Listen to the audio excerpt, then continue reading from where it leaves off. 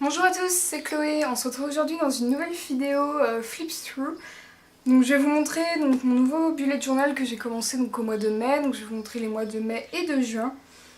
Donc mon bullet journal, c'est un Leuchtturm 1917 en cuivre. J'aime beaucoup cette couleur, mais c'est vrai que j'ai été un peu déçue parce que la couverture s'abîme hyper rapidement. Je sais pas si vous le verrez à la caméra, mais là il est tout acheté noir, donc c'est un peu dommage. Mais sinon je suis très contente de ce Leuchtturm. Lorsque l'on ouvre, nous avons donc une page avec les coordonnées. Ensuite, donc mon index que j'utilise finalement très peu. Je le remplis vraiment d'un coup quand je vois que je suis vraiment à la bourre dessus, mais sinon je le remplis vraiment peu et il me sert vraiment pas beaucoup. Ensuite, nous avons donc ma page de couverture de mon bullet journal où j'écrirai donc la date finale lorsque je l'aurai terminé. Mes clés que j'utilise depuis le début que j'ai un bullet journal, avec également les petites pastilles de couleurs que je mets en fait sur la tranche de mon bullet pour me repérer. Mon année en un coup d'œil. Ensuite j'utilise également un calendex que j'utilise un peu différemment de la plupart des personnes. C'est-à-dire que moi, au lieu de noter le numéro de la page où j'ai écrit les informations, je mets juste mes petites pastilles de couleurs que ensuite je reporte sur la page d'à côté où je mets la date et l'événement auquel ça correspond. Ensuite, j'ai une liste de films à voir au cinéma et à la maison. Donc je dissocie vraiment les deux histoire de savoir quand je vais au cinéma ce que je veux aller voir ou quoi.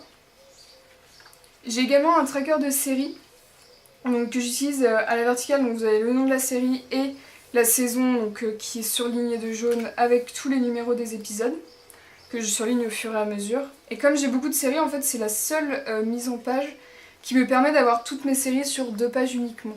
Et encore je pense qu'il m'en manque, je ferai sûrement un rabat avec mes autres séries en cours. Donc ensuite nous avons ma liste de livres en cours ou que je souhaite lire et mon petit calendrier, on va dire, des anniversaires que j'utilise très peu mais qui me servent plus de moyens mémotechniques en fait. Ensuite, on arrive sur ma page de stage. Je suis en stage pour 4 mois et j'ai un rapport de stage à faire. Donc pour m'aider et surtout pour m'organiser, j'ai choisi de faire un tableau avec les numéros des semaines et les mois, les différents points que je vais traiter dans mon bullet journal. Et en fait, je me donne des objectifs, par exemple, entre la semaine 25 et la semaine 27, faut que j'ai fait ma présentation d'entreprise, par exemple. Et sur la page d'en face, c'est plus des notes sur mon stage, donc notamment avec ma problématique, le format que je vais utiliser pour mon rapport, les missions que j'ai dans mon entreprise, etc. J'ai également une autre page sur les infos pratiques de l'entreprise, donc notamment avec tous mes mots de passe, donc cette page sera sûrement floutée au montage. Étant donné que je fais des études en design graphique, j'ai également un portfolio en ligne. Donc je coche en fait les différents items en fonction de si c'est sur mon site ou pas, ou si c'est en cours.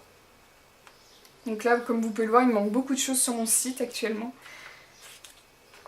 J'ai une page de brainwashing que j'utilise très peu mais qui me sert énormément à la fois. J'y note en fait dès que me vient une idée de page à faire, de quelque chose que je dois pas oublier mais que je peux pas noter dans mes pages suivantes. Je le note ici en fait et j'y reviens assez régulièrement au final, même si pour le moment ma liste est assez courte. Et enfin nous arrivons sur le mois de mai, une page qui vous a fait énormément rire sur Instagram parce que je me suis trompée, j'ai écrit mars et j'ai décidé de le prendre à la rigolade en reprenant le proverbe en mai fais ce qu'il te plaît et en rajoutant la phrase donc moi je préfère être en mars. Voilà, et j'avais fait exactement la même erreur sur le calendrier. D'ailleurs ce calendrier je l'avais fait en case, ce qui me convient pas du tout au final. Donc j'ai un peu abandonné cette mise en page là, c'était vraiment un test, mais qui ne me convient pas. Concernant l'habit tracker, je reprends exactement la même mise en page, sauf que je rajoute le slip tracker en dessous. Mais sinon j'ai gardé cette mise en page là. Donc voilà, le slip tracker qui était ici et que j'avais tenu jusqu'au bout, c'est le premier je pense que j'avais tenu jusqu'au bout et qui était dissocié du habit tracker. Ma page budget. Et enfin nous arrivons sur les weekly que j'aime beaucoup décorer avec de l'aquarelle. De toute façon, si vous me suivez sur Instagram, vous savez que j'adore l'aquarelle et que j'en utilise partout. Alors, donc ça c'est une page professionnelle donc dans le cadre de mon stage. Alors, une page sur les films Walt Disney Pixar. Donc j'ai fait la liste en fait de tous les films qui étaient sortis, du moins tous les films principaux que je veux voir. Et en fait il m'en manque vraiment beaucoup qui sont éparpillés, donc voilà, ça me permet de savoir où est-ce que j'en suis dans la série Walt Disney, moi qui suis une grande fan. Et j'ai fait exactement la même chose pour les films Marvel. Et au final je suis plutôt à jour parce qu'il ne me reste qu'un seul à voir, sans compter donc ceux qui ne sont pas encore sortis. Une petite wishlist, donc là c'est plus pour avoir des idées de cadeaux pour Noël et mon anniversaire, parce que c'est vrai que je sais jamais quand on me demande, je sais jamais quoi dire. Donc là ça me permet d'avoir une petite liste et de pouvoir donner des idées et pas donner les mêmes idées à tout le monde. Donc ça c'est encore une page professionnelle. Une petite citation que j'avais prise donc, sur Instagram. Je me souviens plus exactement du compte mais je l'avais prise sur Instagram, ça c'est sûr. Voilà, donc encore une page, donc là c'est plus pour ma licence pro pour les projets que nous faisions. Une page avec le matériel que j'utilise qui a un peu évolué parce que maintenant j'utilise beaucoup plus les Faber-Castell que les Staedtler. Encore une page professionnelle. Ah, et donc à partir de cette semaine-ci, j'avais décidé de tester les daily, que je n'avais encore jamais testé depuis tout le temps que j'ai un bullet journal. Enfin pour moi c'était beaucoup trop compliqué et là en fait le fait d'être en entreprise, je pense que ça va beaucoup me servir. Enfin d'ailleurs ça me sert déjà beaucoup. Donc j'ai décidé de faire une plus petite page de weekly et ensuite donc avoir les daily. Voilà, je peux noter beaucoup plus de choses pour mon entreprise, donc je sépare en deux. Généralement il y a mon entreprise et mon coin perso. Et j'ai rajouté du coup une petite time bar avec une petite légende qui est ici que vous allez retrouver sur plusieurs autres pages. Et la météo que j'ai un petit peu laissée de côté ces derniers temps. Et en fait voilà, mes daily sont toujours construits de la même manière. Un petit calendrier des fruits et légumes qui est en cours de construction. Hop. Des petites recettes que j'aime beaucoup faire. Là encore une page pour mes projets d'école. Et donc voilà, comme je passais donc, au daily, je me suis un peu recentrée sur mes weekly pour savoir qu'est-ce que j'avais vraiment besoin dans une weekly. Puisque je mettais plus toutes les informations à l'intérieur. Donc voilà, ça c'était une page un peu de réflexion. Des inspirations blog, YouTube et Instagram. Là aussi c'est une liste non exhaustive parce que notamment sur Instagram je découvre de nouveaux comptes tous les jours. Et voilà, c'est vraiment des comptes super que je rajoute pas forcément au fur et à mesure mais auxquels je m'abonne et qui apparaîtront bientôt ici. Une happiness box également qui n'est pas encore finie parce que bah, c'est vrai que déjà avoir toutes ces idées ça m'a demandé beaucoup de réflexion. Donc elle est encore en cours de construction encore. Un petit tuto que je vous avais mis sur Instagram également, donc des petites fleurs que je refaisais beaucoup au mois de mai. Des daily encore, donc voilà, j'hésite pas non plus à mettre des petites citations, des petites fleurs, etc. Dans mes daily. Quand je vois que j'aurais pas assez de place, mettons là par exemple pour le jeudi, je savais que j'allais pas avoir assez de place, donc... Encore une page professionnelle. Une petite citation d'Albus Dumbledore que j'aime beaucoup, donc j'ai décidé de la mettre ici. Des daily. J'avais également participé au concours de Covadis et Stabilo qui nous proposait de faire une page sur nos petits plaisirs du printemps. Donc là je m'étais un petit peu lâchée, donc j'avais fait une jolie présentation avec tous mes petits plaisirs du printemps et donc toute une décoration florale autour. Une page de développement personnel sur ce que j'ai accompli durant cette année, de licence professionnelle en l'occurrence. Donc voilà, j'ai vraiment axé cette page sur les choses positives qui me sont arrivées durant cette année. Encore une weekly, des daily toujours, donc avec toujours la même présentation séparée en deux, professionnelle et personnelle. Une weekly encore.